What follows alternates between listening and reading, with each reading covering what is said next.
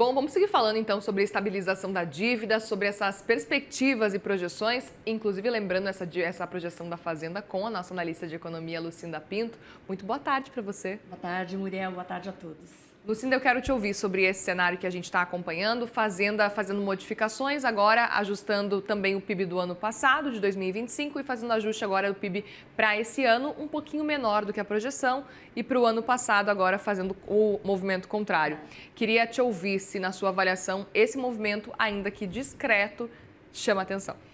A verdade é que é muito normal que a Fazenda seja mais otimista do que o mercado. As projeções para o crescimento do PIB em geral da Fazenda são realmente mais otimistas. Então, com esses dois ajustes que foram feitos, a verdade é que a projeção ficou igual, né? 2,3% de crescimento para os 2 anos, e é bem acima do que tem sido projetado tanto pelo mercado quanto por outros organismos.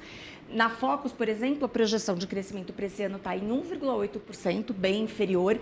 O FMI tem uma projeção ainda mais conservadora de 1,6%, ele revisou recentemente essa estimativa, e tem uma projeção da ONU também, que é de crescimento de 2%. Agora, é comum que o governo seja mais otimista, porque tem realmente uma diferença na metodologia de cálculo, mas também porque não deixa de ser um instrumento ali para planejamentos um pouco mais expansionistas, digamos assim.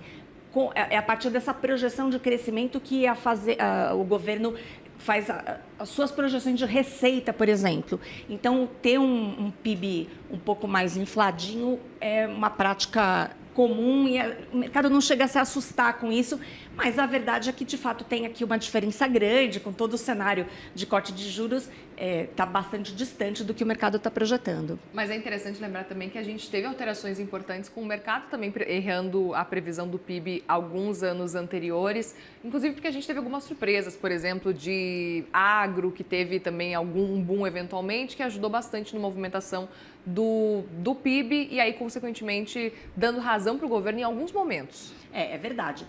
Historicamente, quando a gente olha aí para os últimos anos, o mais comum é o mercado também errar para cima, né? Fazer uma projeção maior de PIB do que de fato se concretiza. A gente tem visto mais esse movimento. Perfeito. Aconteceu o contrário, é verdade, mas a verdade é que assim, projeção não é projeção. É projeção, né? Os economistas, a vida acontece e as projeções muitas vezes se mostram equivocadas. Até tem muita essa discussão, mas por que o mercado errou?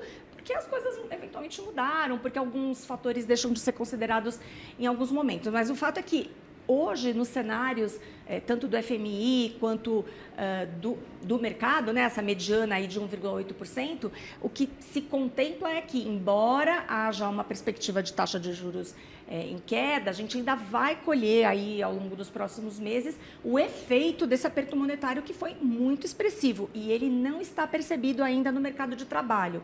O que se imagina é que aí, nos próximos meses, a gente começa a perceber alguma alteração nessa dinâmica da renda, e isso começa a trazer um efeito mais concreto para a atividade como um todo. Até porque a gente sabe que taxa de juros não se resolve assim, né? Senão já teria colocado em 15% e já teria tirado também. A gente sabe o quanto tem demorado.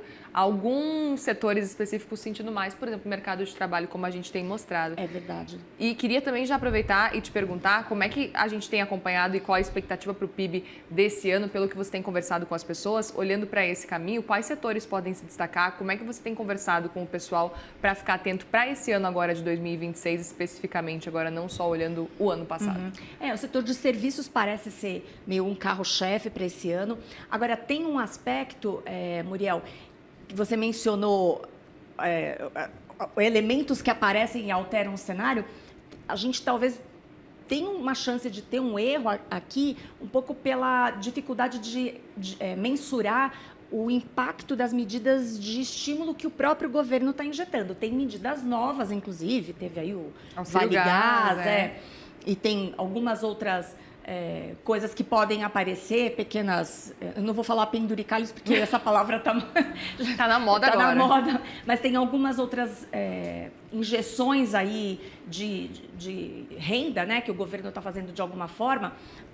A isenção de imposto de renda é muito relevante, mas a gente não tem essa capacidade de mensurar com tanta precisão antecipadamente. Então, talvez haja um equívoco aqui, de fato, nesse cenário, à medida em que esses recursos, à medida em que eles chegarem mesmo ao consumo, eles alterem a dinâmica da economia. Isso é muito curioso, porque a Lucinda trouxe para a gente a perspectiva de vários pontos de vista, de várias instituições, e parece que cada um tem meio que uma avaliação, né? É interessante esse ponto para a gente comparar e depois, lá no fim do ano, falar, bom, era a Fazenda, bom, era a FMI, bom, era o Focus, que estava pelo menos no caminho certo. Como é que você enxerga esse caminho que está sendo traçado aí, essas projeções que a gente sempre acompanha e fica de olho para entender qual que deve ser o caminho, enfim, mas historicamente, como é que você tem visto esse movimento de FMI, de também especificamente Focus e Fazenda? O FMI, ele costuma ter revisões tradicionalmente um pouco atrasadas. A gente vê o FMI mudar a projeção de crescimento do PIB, historicamente, um pouco depois que o mercado já fez isso, mas dessa vez está diferente. O FMI ficou ainda mais conservador, talvez porque ele esteja dando um peso maior ao cenário internacional e o seu efeito sobre a economia. Então, tarifaço, o impacto de commodities. Por exemplo, petróleo, a gente tem um cenário ainda de desvalorização, embora o petróleo já passou aí por uma correção, mas existem analistas que acreditam que o preço do petróleo pode cair ainda mais e é bastante relevante isso para a gente por conta da Petrobras, né? E toda a cadeia, né, de petróleo envolvida. A mesma coisa para minério de ferro. Então, tem muita dúvida também sobre a capacidade dos Estados Unidos seguirem nesse ritmo de crescimento que tem se mostrado forte. Essa semana mesmo a gente viu dados de mercado de trabalho nos Estados Unidos. O número de pedidos de auxílio-desemprego vieram mais fracos do que se imaginava, ou melhor, mais fortes do que se imaginava, mais gente pedindo auxílio-desemprego. Então, o ambiente internacional também nos afeta, obviamente. Então, tem esse conjunto aí de elementos incertos que explicam essas diferenças nas projeções. O que dá para dizer é que, olhando de hoje, como a gente já acabou de dizer, a vida acontece, depois a gente pode observar um rumo diferente, mas olhando de hoje, é um cenário de um crescimento modesto.